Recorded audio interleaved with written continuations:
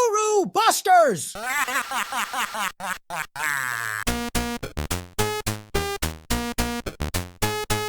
Welcome back to the channel. Today we are doing something different again. Again, I'm the one showing you a massive, flashy profit screenshot.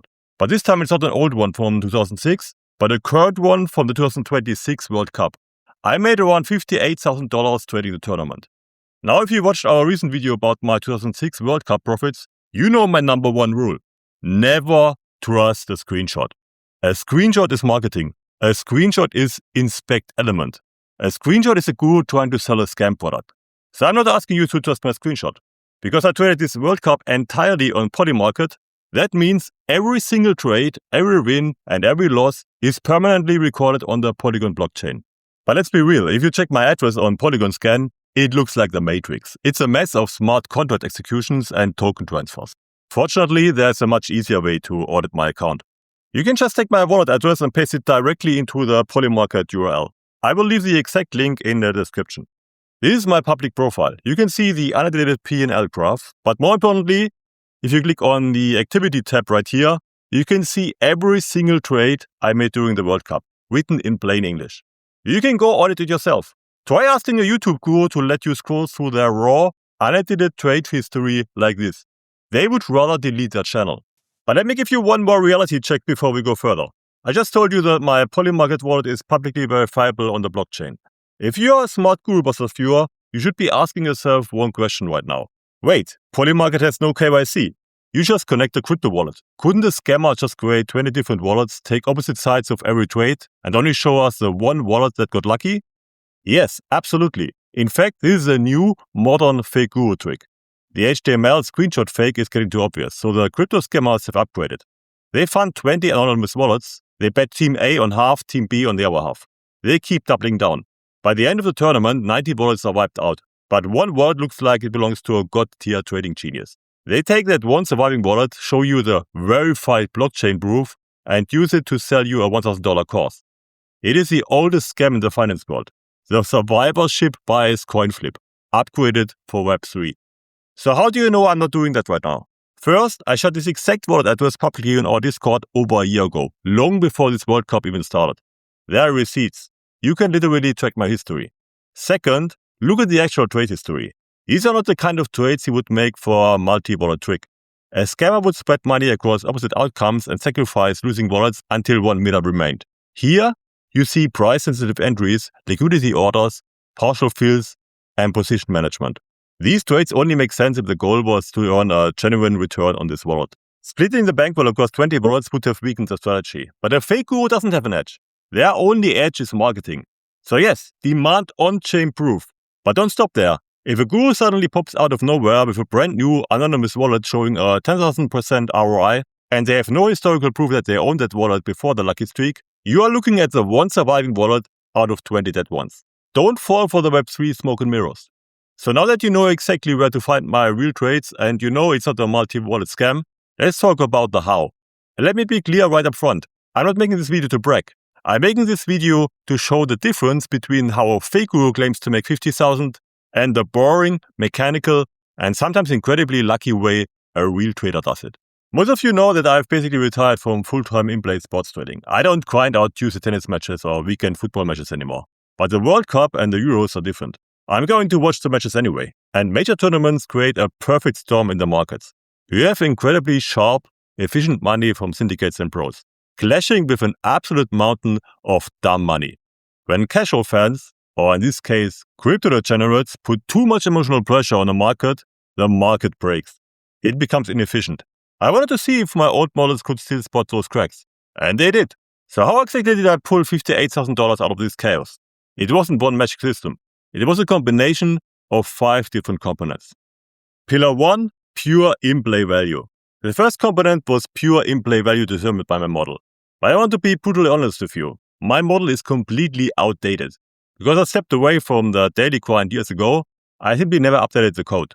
It still relies on old statistical baselines. It only uses limited live stats. It doesn't plug into the newer advanced data feeds. And it certainly doesn't account for more recent technical developments in how modern football is played. But here's the thing about trading. You don't always need a perfect model if you have experience and you know how to spot dumb money. Because of the massive pressure casual bettors put on the World Cup markets, the inefficiencies were huge.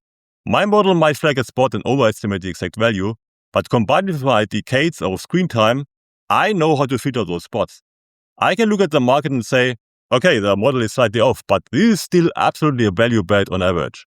If I wasn't convinced there was an average positive expectation, I wouldn't have placed the bet. But this directly ties into how I managed my bankroll and staking.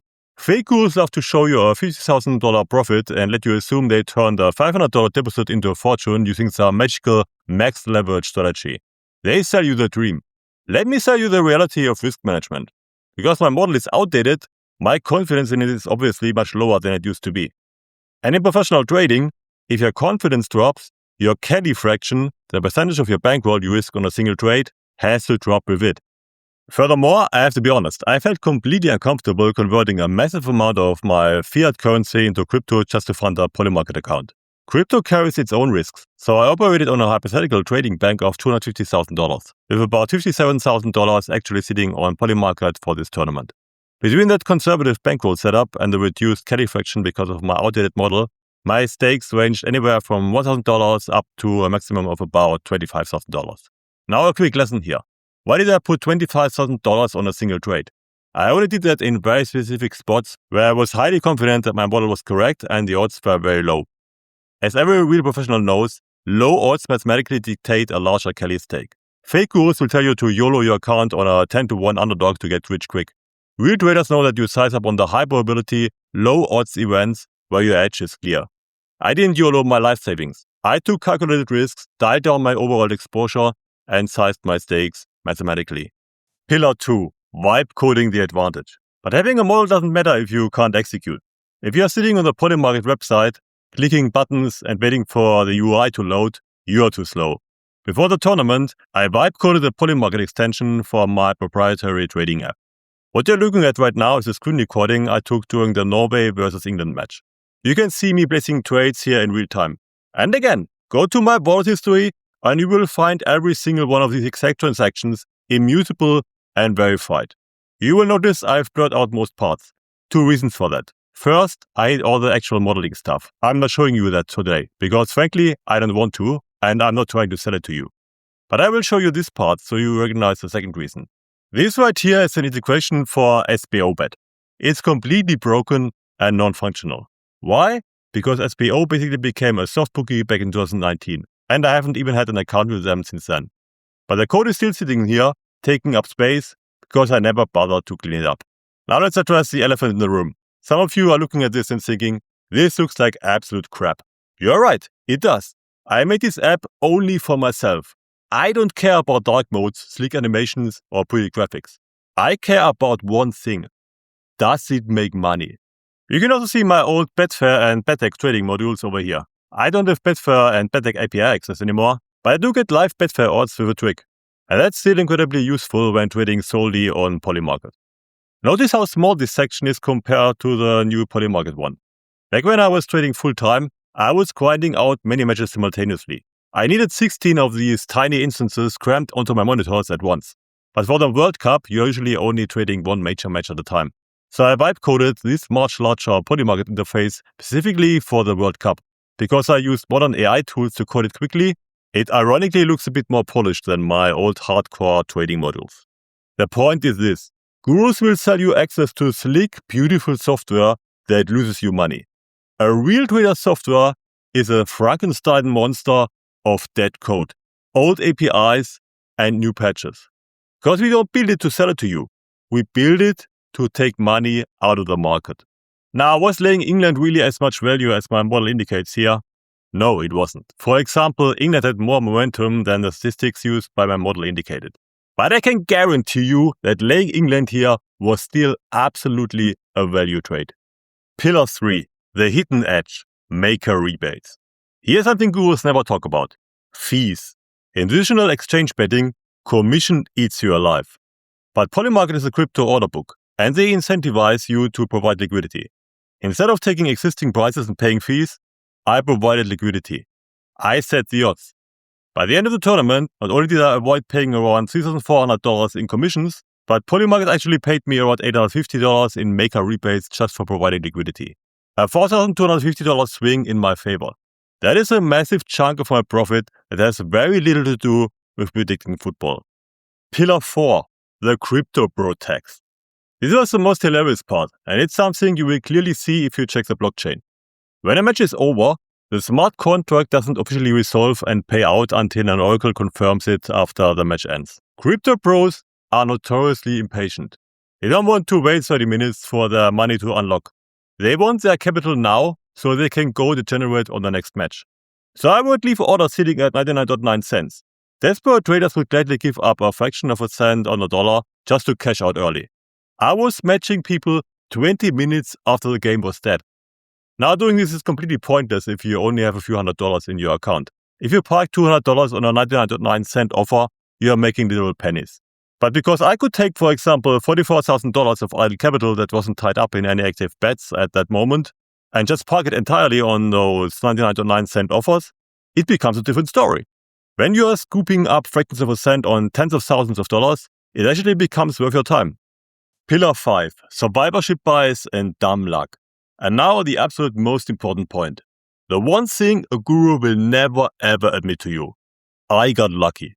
People severely underestimate how much variance and luck dictate a one-off tournament. I only place bets on less than 100 matches. In the grand scheme of data, that is a tiny, statistically insignificant sample size. I had a few massive $20,000 bets lined up on very low odds, and they all hit. There was another match where I wanted to enter massively in a position, especially late in the game, that ended up losing. But I only got matched for about $1,200, and later, somehow I couldn't get matched more, due to dangerous situations or simply nobody matching my offers. If that loser had fully matched and if I had been rather unlucky during the tournament, this video wouldn't exist. This is classic survivorship bias. If my P&L ended up only slightly positive, I probably wouldn't be making a video titled How I Made $1,278 trading the 2026 World Cup. I'm a profitable trader, but reaching $58,000 in this specific time frame with relatively low stakes required a healthy dose of luck. Now, since I just showed you a $58,000 verified profit on Polymarket, this is usually the exact moment in the video where the YouTuber smiles, points down to the description and tells you to sign up using their exclusive affiliate link.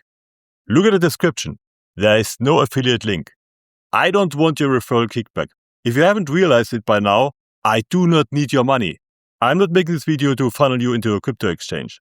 In fact, I'm making this video to warn you. Do not trade on Polymarket. Do not sign up. Do not deposit your crypto. Stay away.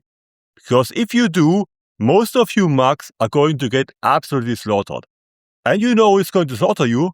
Pros like me. Prediction markets are a zero-sum game. My $58,000 profit didn't magically appear out of thin air. It came directly from the wallets of dumb money who bet with their emotions, who didn't understand the smart contracts, and who were too slow to react.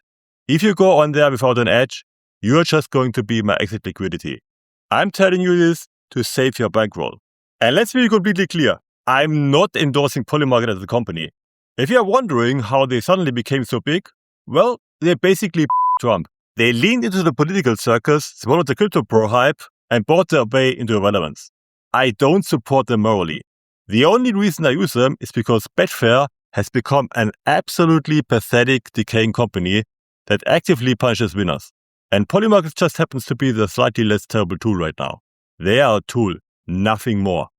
Don't fall in love with the platform, and definitely don't let some YouTube guru use an affiliate link to feed you to the sharks. So to summarize, how did I make $58,000? I used an outdated but still sophisticated and good enough model. I used a custom-coded API. I farmed liquidity rebates.